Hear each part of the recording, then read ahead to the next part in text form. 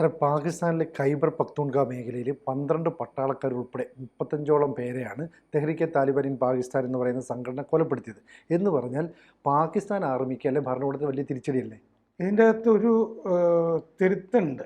ആ 35 പേരില് 12 പട്ടാളക്കാര്, ബാക്കിയുള്ളത് ഈ തെഹ്രീക്ക് താലിബാൻ പോരാളികളെ പട്ടാളം കുന്നതാണ്. അങ്ങോട്ടും ഇങ്ങോട്ടും ഏറ്റുമുട്ടലായിരുന്നു അല്ലേ? അതിന്റെ അങ്ങനെ വന്നതാണ്. ഖൈബർ പക്തൂൺഖ്വയിൽ 2 ഒളിവിടങ്ങൾ ഈ TTPയുടെ തെഹ്രീക്ക് താലിബാൻ എന്ന് പറഞ്ഞാൽ TTP എന്നാണ് ചെറിയ രൂപം. നമ്മൾ ഇനി സംസാരിക്കുമ്പോൾ TTP എന്ന് പറയാം. അപ്പൊ TTPയുടെ 2 ഒളിവിടങ്ങൾ ആക്രമിച്ചു. ഏറ്റുമുട്ടൽ നടക്കുകയാണ്. അങ്ങനെ 12 പട്ടാളക്കാർ ഇന്നലെ കൊല്ലപ്പെട്ടു. ബാക്കിയുള്ളത് ഈ TTPയുടെ ആളുകൾ തന്നെയാണ്. അപ്പോ അഫ്ഗാനിസ്ഥാന്റെ അതിർത്തിയിലാണ് ഈ സംഭവങ്ങൾ നടന്നത്. കാരണം അഫ്ഗാനിസ്ഥാനാണ് തെഹ്രീക്ക് താലിബാന്റെ താവളം. അഫ്ഗാനിസ്ഥാനിൽ ഇപ്പോൾ ഭരിക്കുന്ന താലിബാൻ തന്നെയാണ് ഇവരെ ഊട്ടി വളർത്തുന്നതെന്ന് പാകിസ്ഥാൻ അവകാശപ്പെടാറുണ്ട്. പാകിസ്ഥാൻ ഒരിക്കൽ അവിടുത്തെ തന്നെ താവളത്തിൽ വ്യോമാക്രമണം നടത്തിയത് ഓർക്കുന്നില്ലേ? സ്ത്രീകളും കുട്ടികളും ഒക്കെ കൊല്ലപ്പെടുകയൊക്കെ ചെയ്തിരുന്നു ഒരു 3-4 മാസം മുമ്പേ. അപ്പൊ ഇത് ബജോറിൽ 22 പേര് കൊല്ലപ്പെട്ടു. നോർത്ത് വെസ്റ്റ് ഖൈബറിൽ ആണ് ഈ ബജോർ, അവിടെ 22 പേര് കൊല്ലപ്പെട്ടു. 13 പേര് കൊല്ലപ്പെട്ടത് സൗത്ത് വസീറിസ്ഥാനിലാണ്. ഇതൊക്കെ ഖൈബർ പക്തൂൺഖ്വയിലാണ്, അഫ്ഗാനിസ്ഥാൻ അതിർത്തിയിലാണ്. സൗത്ത് വസീറിസ്ഥാനിലാണ് 12 പട്ടാളക്കാരും കൊല്ലപ്പെട്ടത്. അവിടെയാണ് ഈ ഏറ്റുമുട്ടൽ നടന്നിരിക്കുന്നത്. അപ്പോൾ അഫ്ഗാനിസ്ഥാനിൽ താവളമുണ്ട്, അവർക്ക് താലിബാനുമായിട്ട് ബന്ധമുണ്ട്. ഇനി ഇതിലുള്ള പ്രധാനപ്പെട്ട സംഗതി ഈ തെഹ്രീക്ക് താലിബാൻ TTP ഇവരെ കൊണ്ട് ഇത് ചെയ്യിക്കുന്നത് ഇന്ത്യയാണെന്ന് ഇതിനു ശേഷം പാകിസ്ഥാൻ പട്ടാളം പുറപ്പെടുവിപ്പിച്ച ഈ പ്രസ്താവനയിൽ പറഞ്ഞിട്ടുണ്ട്. ഈ TTP ഭീകരരെ ഖവാരിജ് എന്നാണ് ഇവർ വിശേഷിപ്പിച്ചിരിക്കുന്നത്. ഖവാരിജ് എന്ന് പറഞ്ഞാൽ ഇസ്ലാമിൽ നിന്ന് വിട്ടുപോയവർ, ഭ്രഷ്ടരായവർ എന്നാണ് ആ വാക്കിൻ്റെ അർത്ഥം. ശരി. അപ്പോൾ മതപരമായ വാക്കുകൾ ഉപയോഗിക്കുകയാണ് ഇങ്ങനത്തെ പ്രശ്നം വരുമ്പോൾ പാകിസ്ഥാൻ പട്ടാളം. അപ്പൊ ഇസ്ലാമിലെ വിമതർന്നോ മറ്റോ നമുക്ക് പറയാം. ഇസ്ലാമിലെ ഭ്രഷ്ടർ, ഇസ്ലാമിനെതിരായി നിൽക്കുന്നവർ, ഇസ്ലാമിന്റെ ശത്രുക്കൾ എന്നൊക്കെ പറയുന്നതാണിത്. ഇത് മറ്റേ ഖലീഫയായിരുന്ന അലി, മറ്റേ നബിയുടെയൊക്കെ മരുമകൻ ആയിരുന്ന അലിയുടെ ശത്രുക്കളായിട്ട് വന്നവര്, തുടർന്ന് വന്ന ഖലീഫയും ഒക്കെ അനുകൂലിക്കാത്തവര്, അലിയുടെ ശത്രുവായി നിന്നയാളെയും അനുകൂലിക്കാത്തവര്, ഇവർക്കൊക്കെ സമരം ചെയ്ത ഫിത്ന എന്നാണ് ഇത് പറയുക. ഈ ഇസ്ലാമിൻ്റെ അകത്ത് തന്നെ നടന്ന ആഭ്യന്തര സംഘർഷം, ഇങ്ങനെ പല ഫിത്നകൾ ഉണ്ട്. അതിലെ ആദ്യത്തെ ഫിത്നയുടെ ഭാഗമായിട്ടുണ്ടായിരുന്ന ഇസ്ലാമിൻ്റെ ശത്രുക്കൾ എന്ന് ഇസ്ലാം പണ്ഡിതർ വിശേഷിപ്പിക്കുന്ന ആളുകളെയാണ് ഖവാരിജ് എന്ന് പറയുന്നത്. അപ്പോൾ ആ വാക്കാണ് ഇന്ത്യ സ്പോൺസർ ചെയ്യുന്ന ഖവാരിജുകൾ എന്നാണ് പറയുന്നത്. അപ്പോൾ പാകിസ്ഥാൻ താലിബാനെ ഇന്ത്യയാണ് പിന്തുണയ്ക്കുന്നത്. ഒരു തെളിവില്ലാതെയാണ് ഇത് പറഞ്ഞുകൊണ്ടിരിക്കുന്നത്. 2014 ഖൈബർ പക്തൂൺഖ്വയിൽ നിന്ന് പുറത്താക്കപ്പെട്ട ഗ്രൂപ്പാണിവർ. കാരണം പാകിസ്ഥാൻ തന്നെ വളർത്തിയതാണ്. ആദ്യം സോവിയറ്റ് യൂണിയനെതിരെ, അഫ്ഗാനിസ്ഥാനിലും പാകിസ്ഥാനിലും ഒക്കെ ഇടപെടുന്ന സോവിയറ്റ് യൂണിയനെതിരെ വളർത്തിയ ഗ്രൂപ്പാണിത്. പാകിസ്ഥാൻ തന്നെ വളർത്തിയ ഗ്രൂപ്പാണ്. ഇന്ത്യക്ക് എന്തു പങ്ക്? അപ്പോൾ 2014 ഖൈബർ പക്തൂൺഖ്വയിൽ നിന്ന് പുറത്താക്കപ്പെട്ട ഗ്രൂപ്പ് ഇപ്പൊ വീണ്ടും അവിടെ വേരുകൾ നേടുന്നു. അവിടെ ധാരാളം ഭിത്തികളിലൊക്കെ ചുമരെഴുത്തുകൾ ധാരാളം പ്രത്യക്ഷപ്പെടുന്നുണ്ട്. TTPയുടെ പല കെട്ടിടങ്ങളിലും ഇന്ന് ചുവരെഴുത്തുണ്ട്. ജനുവരി 1 മുതൽ 460 പേര് പട്ടാളക്കാരും ഭീകരരും ഒക്കെ ആയിട്ട് കൊല്ലപ്പെട്ടിട്ടുണ്ട്. ഭൂരിപക്ഷവും പട്ടാളക്കാരാണ്.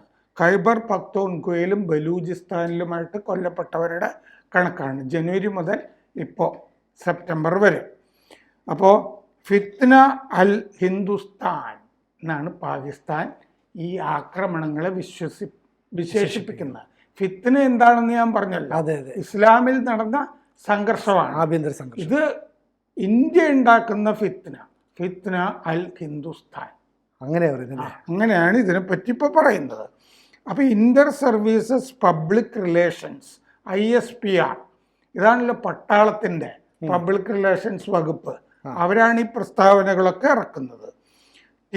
അവരുടെ പ്രസ്താവനയിൽ പറയാണ്, TTP ഈസ് ഗവാരിച്ച് ബിലോങ്ങിങ് ടു ഇന്ത്യൻ പ്രോക്സി ഫിത്ന അൽ ഗവാരിച്ച് ആണ്. ഇന്ത്യ ഇവരെ കൊണ്ട് നിഴൽ യുദ്ധം നടത്തുന്നു. ഇന്ത്യ നിഴൽ യുദ്ധത്തിന്, അതായത് ഫിത്ന എന്ന നിഴൽ യുദ്ധത്തിന് ഉപയോഗിക്കുന്ന ഗവാരിജുകൾ ഇവർ. ഇസ്ലാമിലെ ഭ്രഷ്ടർ ആണ് ഇവർ. അപ്പോൾ ഇന്ത്യയും ടെറർ സ്റ്റേറ്റ് ആണ്. പാകിസ്ഥാനെ ടെറർ സ്റ്റേറ്റ് എന്ന് പ്രഖ്യാപിക്കണം എന്ന് നമ്മൾ ആവശ്യപ്പെടുന്നുണ്ടല്ലോ രാജ്യാന്തര ഫോറങ്ങളിൽ. അതെ, UN-ലൊക്കെ നമ്മൾ ആവശ്യപ്പെടും. ഇന്ത്യയും ഒരു ഭീകര രാഷ്ട്രമാണെന്ന് വരുത്താനുള്ള ശ്രമത്തിൻ്റെ ഭാഗമാണിത് പാകിസ്ഥാൻ്റെ. നമ്മളാണ് TTP കൊണ്ട് ഇത് ചെയ്യിക്കുന്നത് എന്നിങ്ങനെ നിരന്തരം പറഞ്ഞുകൊണ്ടിരിക്കുന്നത്. അപ്പോൾ മറ്റു രാജ്യങ്ങളും, അതായത് പ്രത്യേകിച്ച് ആരും വിശ്വസിച്ചില്ലെങ്കിലും തുർക്കിയെ പോലുള്ള രാജ്യങ്ങളൊക്കെ ഇത് പറഞ്ഞുകൊണ്ടിരുന്നുള്ളൂ. അതാണ്. അപ്പോൾ പാകിസ്ഥാൻ പണ്ടേ വളർത്തിയ സംഘടനയാണത്. അപ്പോൾ ഇന്ത്യയുടെ തലയിലൊന്നും ഇത് വെക്കേണ്ടതില്ല. സോവിയറ്റ് യൂണിയനെതിരെയും ഇന്ത്യക്കെതിരെയും ഉപയോഗിച്ചിട്ടുണ്ട് TTP-യെ അവർ.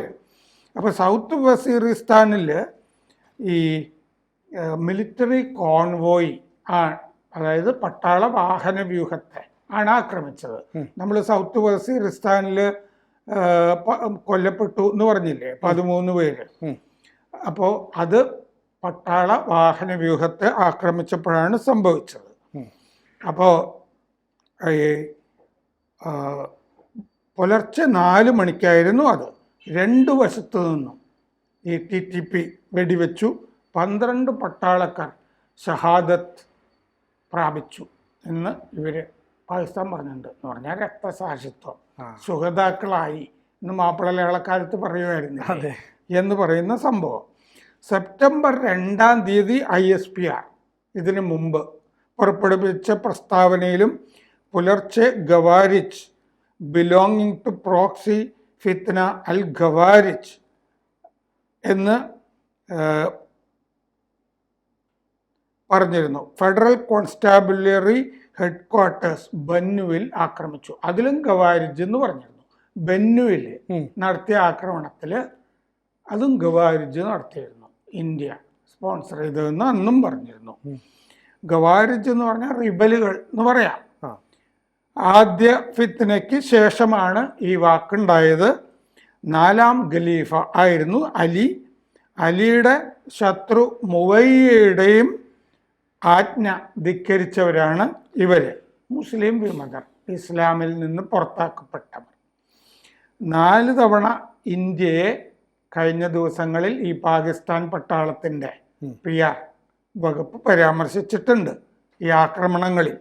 സെപ്റ്റംബർ 11-നും ഇന്ത്യയുടെ പേര് പറഞ്ഞു. ഖൈബർ പക്തൂൺഖ്വയിൽ 3 ഗവാരിജുകൾ ആക്രമണം നടത്തി. അവർ നരകത്തിലേക്ക് പോയി, അവരെ നമ്മൾ ശരിപ്പെടുത്തി എന്ന് പറഞ്ഞിട്ടുണ്ട്. ജൂലൈയിലും ഓഗസ്റ്റിലും ഇന്ത്യ ഗവാരിജ് എന്നുള്ള പ്രയോഗം നടത്തിയിട്ടുണ്ട്. ഭീകര ടെററിസ്റ്റ് എന്നാണ് മുമ്പ് ഉപയോഗിച്ചിരുന്നത്. അതിന് പകരമാണ് ഗവാരിജ് എന്ന് പറയുന്നത്. ടെററിസ്റ്റ് എന്നുള്ളതിന് പകരം 2024 ഓഗസ്റ്റ് മുതൽ ഇത് ഇങ്ങനെ പ്രയോഗിക്കുന്നുണ്ട്. ദോസ് ഹു ലെഫ്റ്റ് ഇസ്ലാം, ഇതാണ് ഈ ഗവാരിജ്, ഇസ്ലാം വിട്ടവർ എന്നുള്ളതാണ്. അപ്പോൾ അലി മറ്റേ മകളുടെ ഭർത്താവായിരുന്നു, സണിൻലോ പ്രവാചകന്റെ. അലിയെ ഇവരാണ് കൊലപ്പെടുത്തിയത്, ഗവാരിജുകൾ. അലിയെ കൊലപ്പെടുത്തിയവരാണ് ഗവാരിജുകൾ. അവിശ്വാസികളെ ആദ്യം കൊന്നവർ. അവിശ്വാസികൾ എന്ന് പറഞ്ഞാൽ ഹിന്ദുക്കൾ മാത്രമല്ലല്ലോ, മുസ്ലിംണ്ടല്ലോ എന്ന്. അതാണ് ഇപ്പോൾ നടന്നുകൊണ്ടിരിക്കുന്നത് പാകിസ്ഥാനിൽ. ശരിക്കും പറഞ്ഞാൽ സംഘർഷാവസ്ഥ പാകിസ്ഥാൻ വലിയ ഭീഷണി തന്നെയാണെന്ന് പറയാം അല്ലേ ഈ TTP-യുടെ? അതെ. കൂടുതൽ വാർത്തകളും വിശേഷങ്ങളും നിങ്ങളിലേക്ക് എത്താൻ ABC മലയാളം സബ്സ്ക്രൈബ് ചെയ്യുക. ബെൽബട്ടനും അമർത്തുക.